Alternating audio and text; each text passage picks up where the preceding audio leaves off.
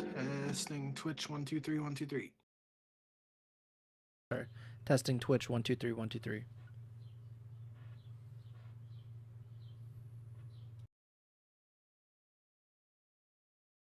Yeah, we're good there. YouTube.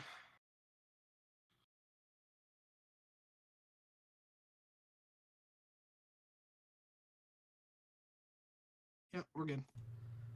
All right.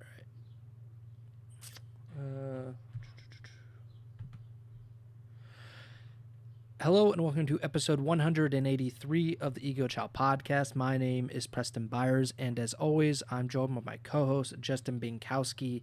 And on today's episode, we are touching base on the power rankings that we've ignored for quite a while, a lot longer than I even thought. But it's almost Champs time. Champs is about 2 weeks away, and I think it's the best time to at least check in, see where these teams are in relation to each other, especially with the bottom four already being eliminated, not going to champs. But now is the time for us to update our power rankings or our tier lists more specifically. But before we get to any of that, how are you doing, Bink? Doing all right. Yeah, I don't got much to preface today. I think this is officially us kicking into gear with Champs preview coverage. Last couple episodes, we've been kind of rounding out the regular season, even threw in a Black Ops 7 episode there with the recent title reveal and 3-minute trailer or whatever. So regular season's fully behind us now, basically, and we can focus on Champs for the next couple weeks.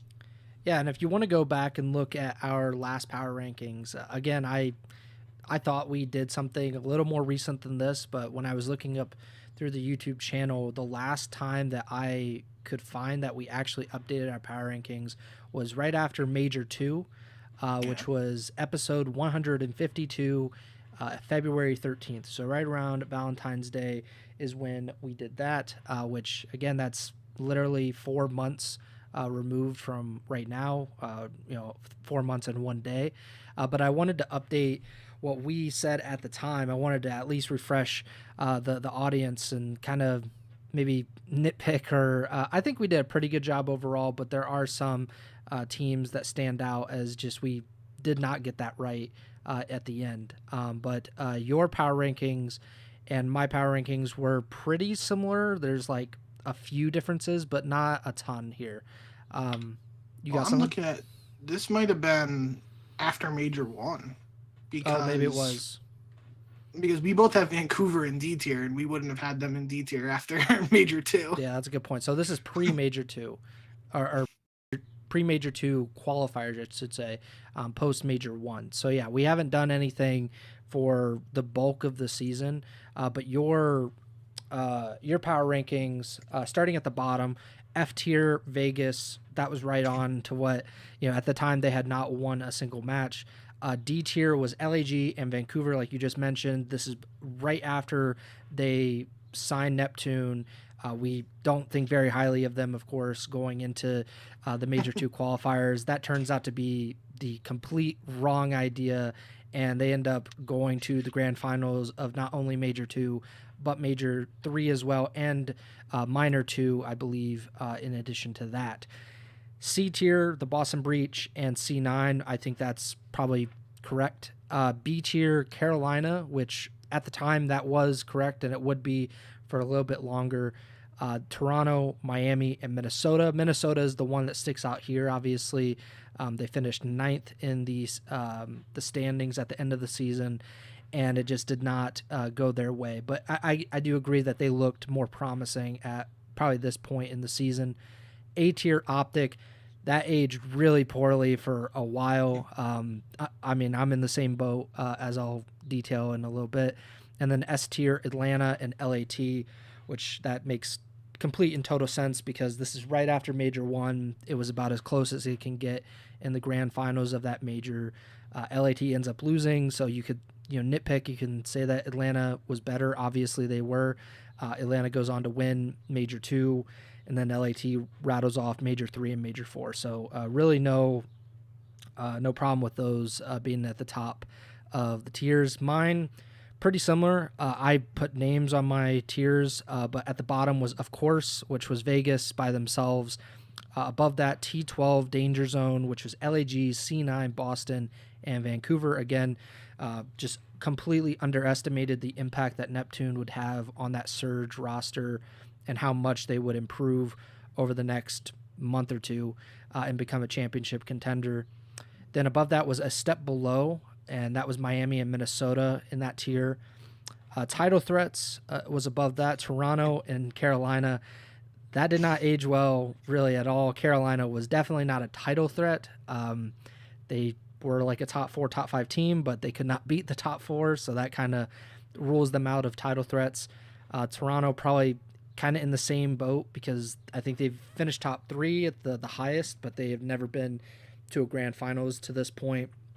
And then Sunday Stalwarts, one of these aged really well. LAT, of course, they pretty much going to Championship Sunday. I don't think Major 2 they went to Championship Sunday, but I think everything else they have.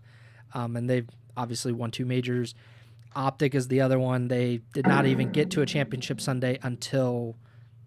Actually, did they get to Championship Sunday at Major 4? Yeah, they got 4th, right? Oh, yeah. So they got to Sunday, but it took a while, and it definitely was not panning out for the most part. And then at the top, I had Until Proven Otherwise Atlanta, which obviously aged pretty well because they win Major 2 and have gone to 3 major grand finals this season. So that's what I wanted to at least tell the people about, refresh them. Any kind of overall thoughts on where we were, what our train of thought was, I guess, at the time of this power rankings update? No, I mean that's really the big ones that stand out is obviously we had Optic pretty high at the time, all things considered, with a top 8 placing. And I just checked the Major 2 qualifiers were started on February 14th, so we did this right before the qualifiers started. So I'm pretty sure the Pred roster move would have been announced at this point by Optic. So that's probably what, we were probably like hedging our bet a little bit. Like, yeah, they got top 8, but now the champs winning roster is back together. Let's see what they can do. And then obviously Vancouver, like you said, we both had them pretty low. I still remember like first match they play Atlanta and they win, and people start thinking, is this just a honeymoon? Is it a fluke? Yada yada. And then they go on to make the finals of the minor and Major 2 as well. So those are really the 2 that stick out to me. Yeah, now we come back to our power rankings 4 months later, and a lot has changed. Obviously, rosters have changed. We now have 4 fewer teams that are in contention for champs, even though at the time we knew that Vegas was not in contention for champs either, just in reality. But, we have 8 teams now to think about, and the way I view power rankings, I don't know how you view them specifically, but how I view them is if the season ended today, who do I believe has the best chance to win the championship? And recency bias is kind of baked into that, right? Because if, for Vancouver, as just an example, we saw in the Major 2 qualifiers and at Major 2 and the Major 3 qualifiers and at Major 3 that Vancouver was one of the best teams in the league. And so during that stretch, they would have been among those top teams in my power rankings because I believed that they were the most capable or among the most capable to win a championship. That could change in this power rankings, for example, because Vancouver did so poorly at the end of the season, and that created some doubt in my mind, at least, that maybe they can't actually do it. Maybe they...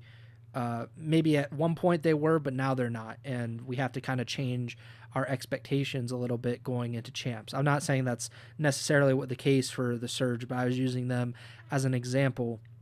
But that's kind of what we're looking at now. Obviously, the bottom 4 are kind of in a tier by themselves because, their season's over. They have nothing left to play. They're looking forward to EWC or might be looking at roster changes before then for most, if not all of those teams. But the 8 teams that we're talking about, I think it's the most apt to talk about them now in terms of power rankings and tier lists because it's all about winning a championship. It doesn't really matter at all what you did over the previous 6 months or so, because if you have one standout event, you have this amazing tournament and you win champs, then who cares if you finished 6th or 7th in the standings, or even if you finished 2nd, or it doesn't really matter. All it matters is that you won at the very, very end. So I want to start at the bottom of our power rankings and kind of work our way up, because it might make it a little more dramatic. I have 4 tiers in total, not including the bottom 4 teams. So my final tier, or my bottom tier, is absolutely positively no shot at winning champs. And I have 2 teams in that, and I have the Carolina Royal Ravens and the Boston Breach in that tier. I don't know if you agree or disagree on that, because Carolina has been probably the worst team that qualified for champs. I think they're the worst team at champs right now. Maybe that'll change. Boston is, a little bit better. Maybe you could debate that, I guess. But what do you think about Carolina and Boston being in an absolutely positively no shot at winning champs? I think that's a little risky to have that actual label on it, because that would age pretty poorly if they go on a miraculous run. But I'm not going to hold my breath and go out on a limb thinking that's actually going to happen. I took some inspiration from power ranking in the past, and I actually named my tiers as well. And my bottom tier is named "Thanks for Showing Up," and it included Carolina and Boston as well. So I kind of looked at it. I guess I have a feeling we're gonna have very similar power rankings here, because I think mine's pretty chalky. But I kind of thought about it like from a placings perspective, and I was like, 7th, 8th place at champs is probably going to end up being Boston and Carolina, unless the way the bracket shakes out and they play each other, then one of them would get top 6. I think that actually might be the case. They might be 1-8 and no, because Boston's 7. I don't know. But regardless, there could be a world where they both don't get top 8 just because they play each other first round of the losers bracket. But if that doesn't happen, I expect them to get joint last. Yeah, I didn't really factor the actual placing in because of something like that, where you could have 2 relatively good teams that I think are maybe in the top 4. They might play each other before they'd actually be in the top 4 in the losers bracket or something like that. It's also different because we only get this 8-team bracket once a season, so it is kind of confusing as to how it all kind of shakes out, versus we kind of got used to the 12-team bracket, the 12-team double elimination with 4 starting the losers bracket. We've already become accustomed to that, but the 8-team is always kind of weird. But yeah, I think I just don't see an argument to be made for any of the other 6 teams to be in this bottom tier, either of our bottom tiers, because there has been some kind of hope or some kind of kernel of optimism for all those other 6 teams. But Carolina, especially recently, if we were talking about Carolina 3 months ago, it would be a lot different of a conversation, because we knew that they struggled with the top teams, but they were still kind of competing against a lot of the other teams, and probably a lot more optimism in general with them going into that. Boston is just, they've been kind of in the same spot the entire season. They are very capable of getting an upset. They beat LAT in the first round of Major 2. They beat Optic at the very beginning of the season online. They've had some really big wins. It doesn't feel like they're going to be able to kind of make this miracle run to the Champs Grand Finals. So I just don't expect them to have that. I have one team by themselves in my next tier. So this is the second to bottom, or the third tier of these 4. And I said champs contender if they signed Mercules, and of course is the Toronto Ultra. I've not been a believer in the Ultra all season long. You can go back to what was it, last episode or 2 episodes, probably 2 episodes ago now, where I actually predicted that they would make the first roster change of the season. Of course, they did not make a roster change at all this season, so that was a bad take by me. But it kind of illustrates what I thought about Toronto going into the year. And I just haven't been really swayed that this is a true championship contender. And obviously, the tier is champs contender if they signed Mercules, and I do believe that to be the case, to be honest. And that's no shot at the guys that they have there, but I just haven't seen anything that would really convince me that this team over the other five would be kind of worthy of being, a quote unquote contender. What do you think? Yeah, I somewhat agree. My second to last tier, I labeled it not sure what to expect, and I had Vancouver and Toronto together. Obviously, Vancouver made it to those grand finals at Major 2 and Major 3, but they had the top 12 placing at the last event, so that kind of like just has this little like, cloud of doubt around them, or just uncertainty, however you want to phrase it. Um, and I mean, I could definitely see Vancouver making a run to even another finals potentially if they're able to get back in form. But just, I feel like we can't ignore Major 4, so that's why I got them down there with Toronto. And I do think, I think a little more highly of Toronto than you. Just I've really been impressed by Joe Deceives, and I always show my boy Kleenex love, but I don't, I mean, maybe that is, the whole Mercules thing. We talked about it at that time. Like, if there's any regrets or anything, they have to, at least in the back of their minds in that camp, be thinking like, yeah, what could have happened if we kept Mercules? What position would we be in now? And because of that, I don't know exactly what to expect from them at Champs. I do think they are the type of team with like the coaching staff and the system they have in place, which obviously is a really strong system when you can just throw in a young amateur player like Mercules for the first time, and get third place at a major with no practice and an emergency situation. That speaks volumes to what the team is capable of when they have a month or whatever the exact time is to prepare for this event. So I wouldn't be surprised if Toronto, was able to go on a bit of a run, but I'm not banking on it. And I that's what, I don't know what to expect, because I could see them going on a run, or I could see them getting top 6. And I think that's pretty much where I'm at with Vancouver as well. Like they could make it to another finals, or they could get top 6. Noah Deckard in the YouTube chat. Uh, First message is hope you guys are having a great day. Said praise Taco or Paco. His last comment was, "What's Tor's placing? Didn't they come in second?" So they got top 6. Yeah, so they got top 6 at Major 1, and then they got third at Major 2 and Major 3, and then top 6 again at Major 4. Obviously, Major 3 was Mercules instead of Beans as well. So there is kind of like not an asterisk, but like it was not this roster that we're seeing at Champs either. So again, like 2 top 3 finishes, that's great. Miami also has 2 top 3 finishes, and the reason I have them below, for example, Optic, because Optic is going to be the one to be the weirdest of these teams. Yeah. But the reason that I have Toronto below Optic is because of the ceiling conversation that we've had a few times, where I just think Toronto's ceiling is kind of that third place finish that they've gotten twice this season. I don't believe that they're a championship team. I think Optic right now has a higher ceiling than Toronto right now, and I should say Optic has a much, much lower floor than Toronto does, and we've seen that throughout the season, where Optic, their highest placing going into Major 4 was top 6, and that was the lowest placing for Toronto this season. So that kind of proves, and Toronto, obviously, I think they finished third in the regular season standing. So that shows you kind of the consistency that they had this season.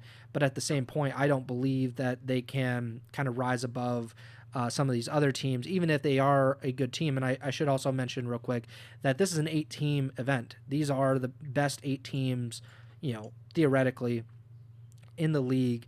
And somebody's got to finish top 6, right? Like there's going to be a quote unquote good team, or a team that we did not expect to finish top 6, or to not even get to championship Sunday. And, that's just kind of the way it goes.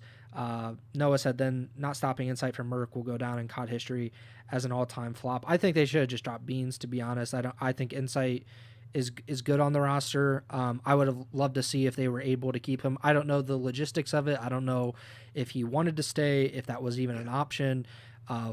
what the case may be. But yeah, I do believe that, again, my tier was they would be champs contenders if they signed Mercules, and I still believe that. Next up, my tier, so this is my second from the top tier. It has 3 teams in it, and the title is How Could We Have Counted Them Out? And this is a retroactive, we're talking in 3 weeks, and this team wins champs or they get second at champs.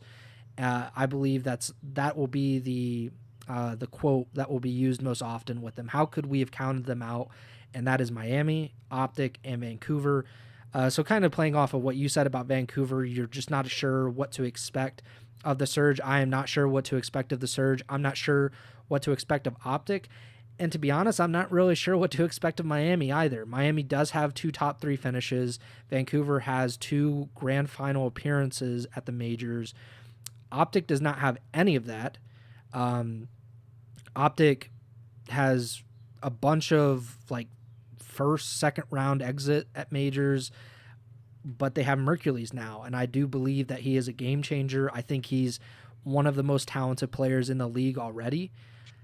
He has seemingly made a gigantic impact on this team, and I said all season long, even when they were losing matches left and right and were among the worst teams in the entire league, you could argue they were the worst team in the entire league at a specific point. But I would say Optic at pretty much the entire season, I could not count them out, just full stop, because it's Optic. They have Shotzi, they have Dashy, now they have Mercules. This is a very talented roster. This is a team that just won champs a year ago when they looked like they were absolutely hopeless going into that event. So I just can't count them out. I can't say that they're not going to win, even though they have not proven that they can, 1, beat LAT, 2, beat Atlanta FaZe, 3, compete or be consistent enough to compete for a championship over an entire tournament. But I just can't count them out. What do you think about this tier? How could we have counted them out? Miami, Optic, and Vancouver. So yeah, I'm kind of, I just pulled up the bracket because I was thinking about it. So I definitely did these power rankings without considering the actual bracket. But I did my second from the top tier. I labeled it Sunday contenders because obviously 4 teams have to make Championship Sunday, and I had Miami and Optic in there. In hindsight, I sort of did that without considering Optic playing FaZe in the first round, and at the same time Toronto play Carolina in the first round. So if we're doing a placings based power rankings, I think I would probably be more likely to switch Toronto and Optic just because of those first round matchups. Yeah, sure. Toronto is in a much more favorable position than Optic going up against FaZe. But end of the day, I didn't consider the bracket when I was doing this. This is more of a vibes-based power rankings, I guess you can consider, just based on how the teams have performed recently and not necessarily considering their actual opponents heading into the champs. We'll get into all those matches and stuff more. So without really thinking about that, I do think, regardless of the first round matchup, Optic have a good chance to go on a run at this event, but at the same time, seeing that is a little scary that they play FaZe and then in theory they drop down to loser bracket. What if they just flop out with 2 straight losses? That'd be pretty devastating, and it would definitely hurt viewership, and a lot of Greenwall supporters would be upset. But end of the day, just heading into this tournament, Optics coming off their best placing with Mercules, they have had some time, or by the time we get the champs, they will have had some time to continue to work and practice and scrim with Mercules. And I feel like, if they hit top 4 with him with only a couple of weeks of practice and you add another month on top of that, they could get even better. And that's got to be a little scary for some of these other teams. And then, realistically, I think Miami is just, if, not even from a tier perspective, but, spoiler alert, we're both going to have FaZe and LAT at the top of our rankings. But right after them, I feel like Miami has to have the third best shot to win this tournament just based on how they've played of late. And as I've mentioned numerous times over the last couple months since they added Super, just the S&D has been phenomenal for them. And at a big tournament like this, we always mention it, it feels like it's not always the case, but a lot of times at champs, it feels like teams that play well in search, teams that have that clutch factor, they tend to do well, and we've seen that from Miami, especially of late, and that definitely bodes well from them to at least make Championship Sunday in my mind.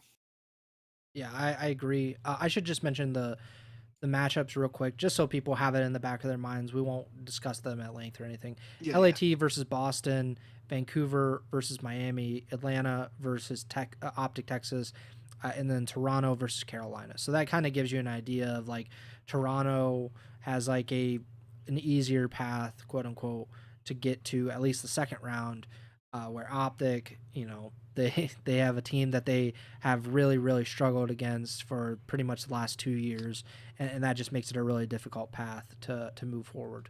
But yeah, that's what we're looking at, and then obviously in the top part of our power rankings, our tier lists, Atlanta and LAT. Mine is just true blue contenders. That's how I view them. These are teams. These are the only two teams that won a championship this year.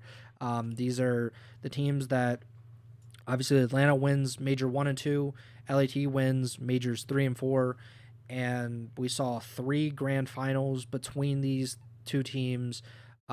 Vancouver is the only other team to even make it to a grand finals this season, so that kind of gives you the idea that like why would anybody else be in this tier? Why would you could argue, and I would say going into this event that LAT is probably ahead of Atlanta if you wanted to separate the two, just because we've seen LAT most recently beat FaZe in a grand finals on LAN, but at the same point, like FaZe can't be counted out. They can't be even like it feels almost like a 1A 1B situation more than a 1-2 situation.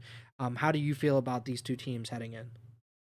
I mean, if I had to do again like a numbered based power ranking, I think right now with the recency bias, as I've mentioned during like our award show and stuff, like you have to give LAT the edge over Atlanta right now, and I do think I would, as opposed to doing one LAT, 2 Atlanta, I would probably side 1A LAT, 2 1A 1B FaZe. I butchered that, but whatever. But yeah, I mean, like you said, they both got 2 championships. It's just FaZe's championships came first 2 events, LAT's came the last 2 events, so they are the hotter team heading into champs and on all accounts.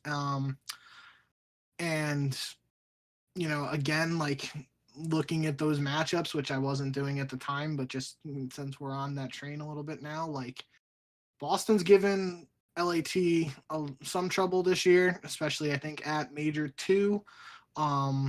But if I had to pick between being LAT's playing Boston in the first round of champs or being FaZe playing Optic, even though FaZe have had a lot of success against Optic, I would much rather be playing against Boston than Optic at this point in the season. So that definitely is a little bit of a more favorable matchup, despite what the seeding and all that would, because FaZe Optic is a 2-7 matchup, but that, I look at the 3-6 matchup for Toronto and Carolina as, a little more lopsided than the 2-7, and usually based on seeding, that's not necessarily always the case. But yeah, I labeled it in my tier list nothing less than Sunday for these two teams at the top. I guess I could have done like nothing less than the grand finals, but that's a little like if they end up playing each other in the losers finals or something, then that is what it is. So I think at the bare minimum, if one of these teams doesn't make Championship Sunday at champs, there's been some massive upset or something wild gone on, and we did see it last year. They played in the losers bracket, and Atlanta got top 6, I believe. That was when they did the stadium showed like Draza and Scraps girls and like turned into a WWE thing. That was kind of funny. But yeah, I mean the bar's been set by both of these teams. Really, they've been the best teams throughout this season, have the accolades to show it, and now really I view Champs as, obviously there's one more event after this in EWC, but I really view Champs as that tiebreaker to determine who's the best team in Black Ops 6 if one of these teams ends up hoisting the trophy. What you were saying about how you expect these teams to make it to Championship Sunday, and more specifically the grand finals, I totally agree. But like the path that they've taken to not do that at times, so like Major 2, for example, LAT doesn't get to the grand finals of Major 2, and they falter in the first round to Boston, the team that they coincidentally play in the first round at Champs, and then they get caught up again in the losers bracket, which once you lose early in the winners bracket, it just makes your life so much more difficult.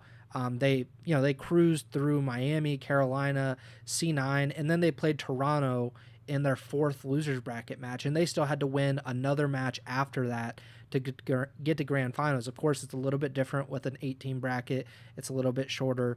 At the same point, though, we've seen this multiple times. We talked about it for the first, third, 3/4 of the season, that there was like a number one seed curse, and that any team that went into the event with that number one seed would get knocked out in the first round.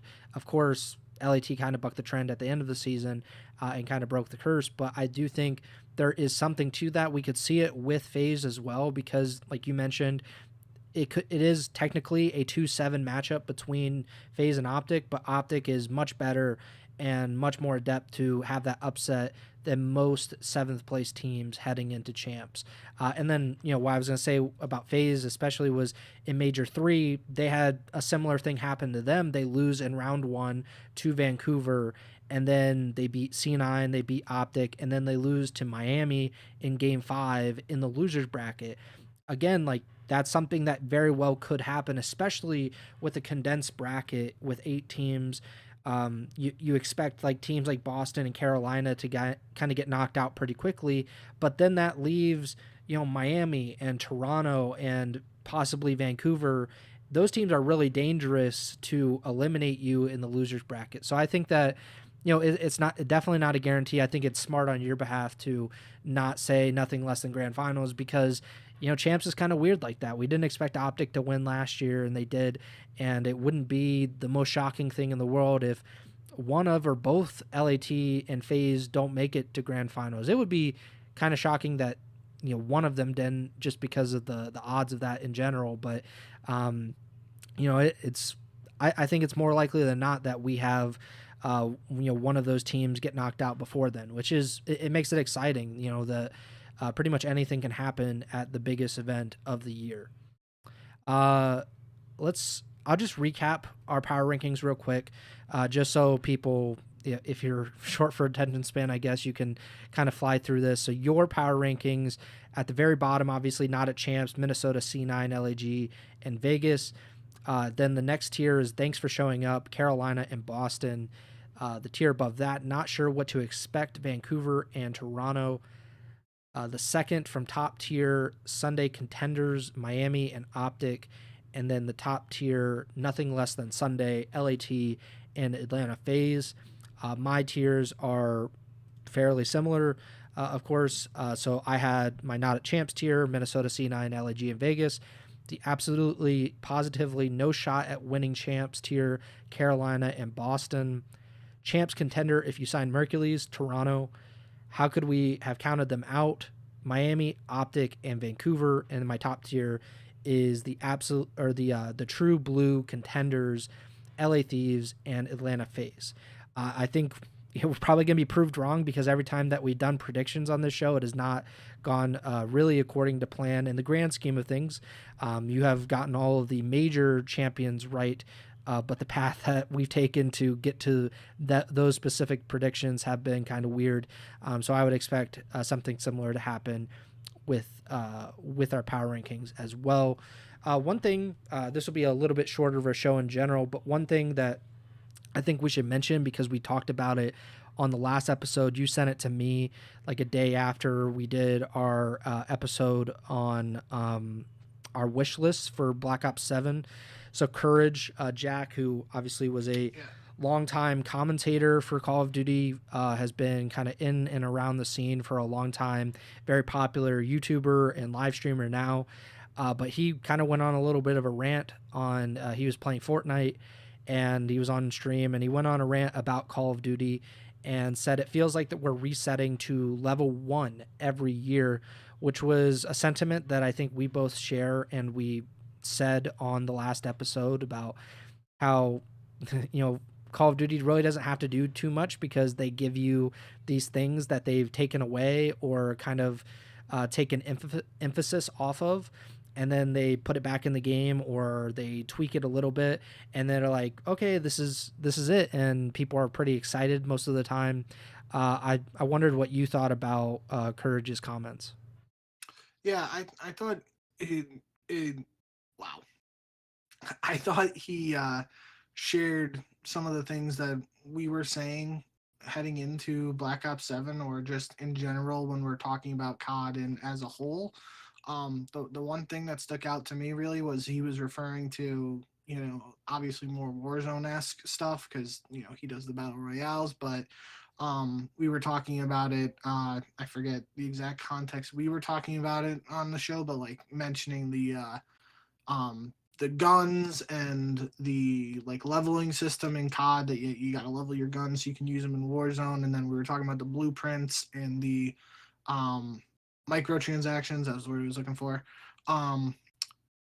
And he, if I remember correctly, he says in the clip, like, Fortnite can vault guns and, take a gun away and add it back over time, because and it doesn't really matter because they do the wraps, which is basically their equivalent of camos, but it's just like if you unlock the wrap for a gun in Fortnite, you just have it on all of them. So like if you have the AR wrap, whether the AR is the SCAR or just a regular M4, the equivalent of the M4 in Fortnite, or whatever, like you have it. And then if they vault the gun and just add another AR, you still have that wrap. But in COD, it's with every year the weapons change, and sometimes the weapons, if you buy a blueprint, it might not be usable in the one game. I forget exactly how the transition of what's been usable in what game, but I'm pretty sure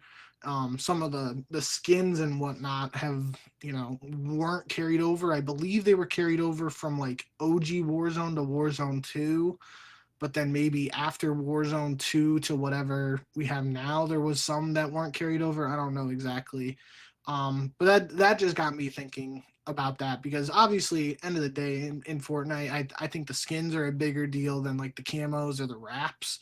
But even to that extent, like in Fortnite, that's one thing Courage said in that clip too, is like he has skins from, the OG Fortnite days that he bought, and they're still in his account today. Whereas if he bought a skin for Call of Duty at that same time, it's possible that he's not even able to use it in the game today, even though it's like technically just, at least from a Warzone perspective, the same game. So yeah, I think that's just, he had some good points in there. If you didn't check it out, Jacob Hale was I think Jake Lucky tweeted the clip too. It's like a 2-minute clip. So I think it's worth a listen, and I think he brought up some good points. I don't think there, and the sad thing is I don't think there's really an answer, because at the end of the day, as long as people are buying these bundles in the COD store and buying the blueprints and whatnot, they're not going to have the incentive to change what they're doing, they being Activision, right? Like that, like if it's working and they're making money, they aren't going to be like, oh well shit, we gotta swap everything we're doing and make it so that people keep their stuff in perpetuity. When I don't know, I'm kind of rambling now, but yeah, I just think you made some good points, and we'll have to see. Maybe as like, you know, we get more updates to Warzone and whatnot, some of that stuff changes, but not holding my breath on that front at least. Yeah, definitely not. Real quick, Noah said, heading out. Glad you two pointed me your guys' way. Good to see some dudes talking COD. I dropped a sub. Appreciate you, Noah. Have a great day. But yeah, what you were saying is right on. Like the idea that, hey, like you bought this. All right, like it's gone. Like a year or two later, like yeah, it didn't matter that you spent however much, like $10, $20. It just doesn't seem to matter. Like I think that's a minor point, but it's something that it's a minor point in my view or in my experience because I'm not giving Activision all my money. Like Nope. that's kind of a fool's errand anyway. But that is kind of like how Call of Duty has gone. Like this is a big part of their money and a big part of their system. And yeah, it sucks that you not only have to buy like to play the game. Obviously you don't have to do anything, but to play the game you have to spend 60, 70, maybe $80 on this game just to get it, right? And then if you do want skins, then that is another however much you want to spend on that.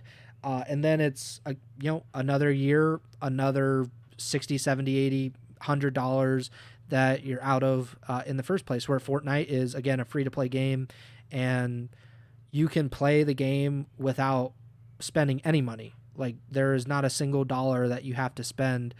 Again, if you want to buy the battle pass or you want to get specific skins, then you can do that. But I think there's a lot of like upfront cost with Call of Duty, and the least that they could do is make it more user friendly as you kind of continue on in your COD journey. If you are to maybe you never play another multiplayer game, but you just keep getting Warzone, for example, then I think they should kind of reward you for that and keep you, along the chain. Like, what if you were able to kind of go back and get your Black Ops 2 skins or your MW3 skins and play with those even in like MW3 like 2023 or Black Ops 6, Black Ops 7. I think that would be really fun. I know a lot of those skins have been like reissued at some point in the past, but I think that it would just be a better way to kind of keep people engaged and feel like they're not just throwing money away or burning money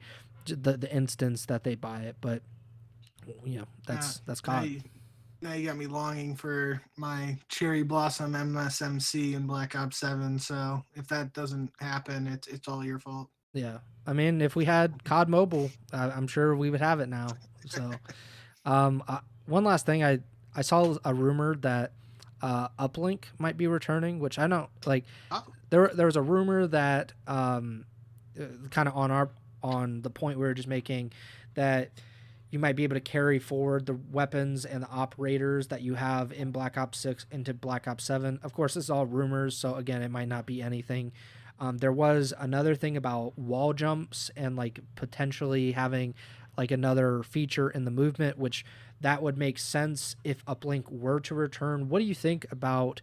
And we talked about like the potential third game mode for competitive on the last episode, how control has been pretty bad basically since BO4. CTF has been about as hit and miss of a classic game mode as you can get over the years. What do you think about a potential uplink return in BO7? yeah. I mean, I like Uplink. I hesitate to get excited about it potentially returning if it is a true boots on the ground game. Like you said, I mean, what I envision is like, those basketball, what I don't even know if it's like an actual league or whatever, but it's like the ones where they have the trampolines or like the launch pads right by the basket, but like Yeah, the other slam like, ball. yeah, whatever, like the other 40% of the court isn't all trampoline or whatever, but like Yeah. around the paint and whatnot is like, in theory you could do something like that. And as I think, you know, gridiron, I it had the element of being able to throw it, but there's just it's not the same when you're throwing it like on a line as opposed to like some of these throws the guys were doing, like throwing it over buildings and stuff. That was so cool, and I was never good at those throws, but I loved going for the interceptions. Like, a guy throws it, you got to time your jump to try and stop it from going in. That was my favorite part of uplink back in the day. But I do think, as opposed to just running into, um, a portal on the ground or whatever, sort of like blitz, like if there was some sort of like launch pad or whatever, and then in theory, like the defender could use that launch pad if you're jumping up and like if you like melee them in air, like maybe that like cancels out the dunk and would be the equivalent to a block. Um, so there's some cool ideas there. I don't know how feasible all that is, and I again not gonna I'm not gonna be very hopeful that it's actually what's gonna happen until like we get some more concrete details. But as we did do on our wish list show and whatever, the third game mode in the CDL has to be addressed. Uh, there are multiple directions they could go in it, but I guess this is potentially one idea. It'll just be interesting to see if it does come to fruition. I think a potential idea could be a mix of uplink or gridiron and CTF because, um, so like the way I envisioned it is instead of there just being one ball in uplink, each team has a ball and you have to steal that ball. So it's CTF in that regard. And the way to score is to either take it back to your base and run it in, which would be CTF, or to throw it in from a distance, which would get you probably fewer points, more points. I don't know if that would, I don't know which one would be better, but something along those lines where you could get those big throws. Obviously, you'd have to, like, I don't know how you would make it more entertaining or to have those exciting throws that we saw at one point. But I think there is something there, especially if, like CTF, like you can kind of burn out the timer. Like I'm not really exactly sure how it would work, but I think there is, like there is some kind of idea with the game modes that we have tested out over the years. I think there's something there that we could hopefully turn into an exciting third game mode for competitive, because Uplink was like probably the most unanimously liked third game mode for a long time. I was never a huge fan, but like I'm a small minority in that. CTF obviously was very well liked for a long time as well, but I just don't know if it works the same. Maybe it'd be different if they went the Halo CTF route where you have to hold the flag and you don't get to use your gun. Yeah. Like I don't know if that would change things. I think that's something they should test out, to be honest, just to, especially because now it's all under the same company in Microsoft. So like I don't know what the legal situation would be for just straight up stealing that idea for CTF, but I'm sure it would be a lot easier when you're under the same company versus competing companies. But I think something along those lines could work. What do you think about those ideas for a potential third game mode? Yeah, I mean, I guess I don't. I mean, it's interesting to consider, like, if there would actually be any legal thing keeping COD from doing something like that. Like, I feel like that's not. I don't know. I'm not a lawyer, not going to pretend to be a legal expert or anything like that. But I mean, CTF has been in COD before, so I feel like if they just did like a change like that, it wouldn't result in legal stuff. But there was that whole thing that we didn't ever get a clear answer on, but there was that Grand Prix map in MW2 and obviously the hotel map that were like seemingly based on real locations, but like hotel was allowed to be used in the CDL and in the racetrack map wasn't, and this was all allegedly. We never got confirmation on it. So there have been weirder legal situations that haven't really made sense to me in the past. So I'm not gonna, pretend like it's not totally impossible. But I mean, I like CTF. I do agree that especially in World War II, there were times where it got a little boring when it was the stalemates and you just had your flag in your base, and then it was a 3v3 on the map with the flag guys just camping and hiding basically. But I don't know if that would be the same when in today's day and age, because like the way some of these kids move and the way they shoot, like it might be harder to do that. Like you know, you think about someone like Geo, like he finds like a weird angle and he can just beam you across the map if you're not like fully careful of where you're hiding with the flag. And then, Simp and Abizi running a flag would be kind of electric. So I'm for CTF if we can get it to work. I just do agree with the people in the community who feel like at times it could get boring. So I don't have a really good answer on that front. I think that's really end of the day. There are options for a third game mode. Even control is an option, but they're just not great. Like we bring uplink back, there would inevitably be something that people would find to complain about. Same with if CTF came back, people would complain still. So I really don't know what the answer is. I think the only way to really solve the stalemate issue in CTF is to just allow teams to cap flags even when their own flag is out, because then you don't have the issue of, oh, okay, like this team is just camping in their base now and we can't capture flags. Like obviously it would still make the game difficult, it would still slow the game down, but you would still get the scoring involved and you wouldn't slow down the entire game. I know there is one flag CTF. I don't think it would really work in competitive. I think it would just kind of become the same issue probably, or a similar issue. I was thinking about like what if TDM or kill confirmed. Like I know we mentioned this on the last episode, but like I would like to see it tried in preseason, like at the beginning of the season. I want to see the CDL say, hey, like we're testing out these game modes. We would like pros to scrim on TDM and kill confirmed and control and CTF and whatever. Maybe uplink is in there, maybe it's not. But like we're gonna test it out.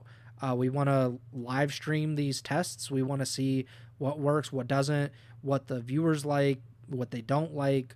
I think that would Call of Duty in general. This was a long time ago that we talked about it, but we said that the CDL and COD has a transparency issue. I think that would go a long way in bringing the audience and the viewers into the process, without even really making them a part of the process, right? Like you could just say, hey, like we're going to test out, we're going to live stream it, we're going to show you what we're doing while we're doing it. So maybe, tune in to be a part of that, but you're still going to make your own decision. So I think it would be pretty cool for the viewers and for the community to be involved in that way. But yeah, I don't see that happening. I probably think we're going to just roll back control and just call it a day. And maybe at some point they'll change. Maybe there will be like a come to Jesus moment, for lack of a better term. And then they'll figure out like what they really want to do moving forward. But I just don't see it being this off season that they end up doing that. But yeah, that does it for me. Like, did you have anything else that you wanted to talk about before we wrap up? Just one thing I saw, Breaking Point, shout out Breaking Point. I've seen Temp's been doing these interviews with some pros. I saw him do, there was a clip on Twitter of him talking to Estriel where Estriel was like explaining when he started competing, and he joked he thought he was going to be a Warzone pro and be the next Aiden. So I thought that was kind of cool. But an hour ago, Tremi sent it to me. So shout out Ego Chall correspondent Tremi. Breaking Point tweeted that Temp was interviewing Theory. Obviously, Theory, most recently known in the CDL era as the coach of Paris Legion and maybe Vegas Legion. I don't know if he actually, I think he did. Yes, I believe coach so. when they were Vegas. But during his playing days, known for being on Team Caliber, was infamously, I don't know if it still stands, but he at one point he had the lowest KD for a player who won an event with like a 0.7 when they won back-to-back events at the start of World War II with Kenny, Accuracy, and Money Cheen, I believe. But the clip here with Temp and Theory is telling a story about either like the early days of Black Ops 3 or like during a playtest or something, and said that an Activision dev was trying to get them to use shock charges. And in the clip, Theory is like, the guy says like, yeah, you can just throw a shock charge down and it'll lock down a lane for you, so you don't have to worry about that lane and you can go somewhere else. And I can't believe, like, even Theory says in the clip, like, we haven't been using claymores for 15 years and you want us to use shock charges to effectively do the same thing, when the shock charges technically, I mean if you don't have like flak or whatever, a claymore could kill you, but the shock charges were so annoying in pubs. Like, just not being able to move. And there was I don't remember if it was in Black Ops 3, but there's at one point, maybe it was in one of the more recent games, where like your gun would just start shooting. So like if you were going on a flank or whatever, like you'd show up on the mini map just by running through something that a guy threw on the ground. Like I can't believe there was actually well, I shouldn't say I can't believe, but you can believe. That I guess that does further illustrate the disconnect that's seemingly there between the Call of Duty developers and those making the decisions for COD Esports. Yeah, I mean that's I think it was BO4 if I remember correctly. That was the one that was really annoying with shock charges and stuff. But I also saw something on Breaking Point that they were having the conversation about will the pros GA active camo or heat wave like abilities in BO7? They 100% will. They are like we think about the GAs that can. yeah, I guess that's true. But like in BO4 there were GAs, but it is way worse now in terms of like how much expanded it's been. And I think that's really just the pros being very annoyed in general by the devs, probably because of conversations like that with Theory outlining it, you know, that they know that the devs really don't know what they're talking about in terms of competitive at least. But yeah, there will be something like, you know, it only takes like a pro saying like, oh, like this is like really OP. Like there's something with it, you know, like I get aim assist, you know, like aim assist turns off with active camo or whatever. But like there's gonna be something. It might not be those two specific like specialists, but if specialists are back in BO7, you can be rest assured that some of them at least will be GA'd. I mean, even in IW, I'm trying to think of like they were using that. I'm pretty sure it was called the Centurion, and it was like that white pillar that you would put down on the map, and it wasn't like a trophy system. I honestly forget what it does, but like they were using that in FTL jump, which was like you would just like dash forward. Yeah. And they still let you use camo, but like it felt like there were like some pretty useless specialists that were being used. I can't remember all of them and what, but I remember, you know, that's Gunless's heyday, and there were points where Gunless was getting 2 camos during an S&D because bomb, defuse, and plant like points would go towards your camos. So like Gunless was just racking up the plants and diffuses and getting 2 camos and an S&D for basically 2 free kills, and it was kind of nuts. Yeah, I'm an anti-specialist guy. I've been on that train for a long time, for competitive at least. I think it's fun in pubs. Like it's just something to like. I'd rather have specialists in pubs than field upgrades, just in general, because field upgrades suck and they should not be a part of COD at all. But that's another story for another time. But yeah, like I think specialists probably just shouldn't be in competitive because it's just they're just kind of fluky. Like they're not, in my opinion. Like I guess you look at other games and it's like the alt, but you know it's different. Like this is Call of Duty. It's not the same as like League of Legends or Valorant or any of those other games. So that's just my opinion though, and we'll see what happens in Black Ops 7, I guess. But yeah, that does it for today's episode. Again, a little bit shorter of one. You know, we didn't have a ton, but we hope that you enjoyed the power rankings update. It also kind of gives like a sneak peek into what we think about these teams heading into champs, which we'll do our champs preview in like a week and a half. So again, it's right around the corner, and we'll talk in depth about all of these teams, at least one way or the other, as we do our champs preview. But we appreciate you stopping by, Noah, especially in the YouTube chat. We appreciate him chatting and subscribing to the YouTube channel. You could do that as well. Subscribe to the YouTube, search up Ego Chall Podcast on YouTube. You can also watch the live streams there. You can watch the live stream at twitch.tv/Ego Chall Podcast. You can subscribe or follow the podcast feed wherever you're listening on: Apple Podcasts, Spotify, Amazon Music. We're on most podcasting platforms. You can also, if you just wanted to listen to it on YouTube, I believe YouTube Music has it as well. So you could pretty much find us anywhere. This podcast will be up, I believe the way that we're doing it is This will be up Monday morning. So the YouTube video and the podcast episode will go up Monday morning.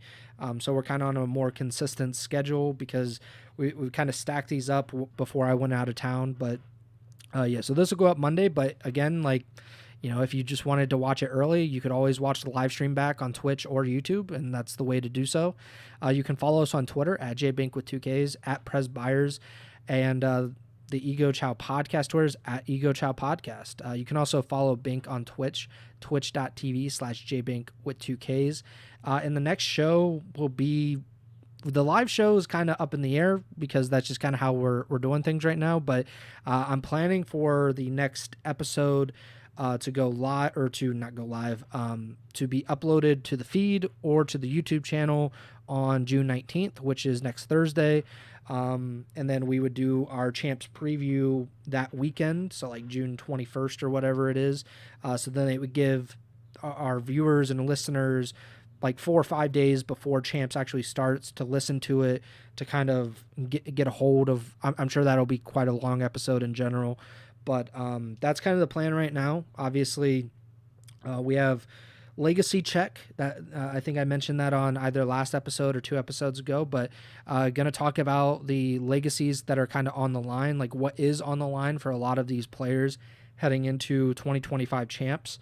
And then we'll talk about champs just in general with the champs preview a few days after that. But I'm kind of done rambling, done talking just in general. I appreciate everybody that stopped by. Bink, take it away. Yep. Thank you guys as always for all the support. Shout out Noah, like Preston said, showing love in the YouTube chat, and subscriber number 235 on the YouTube.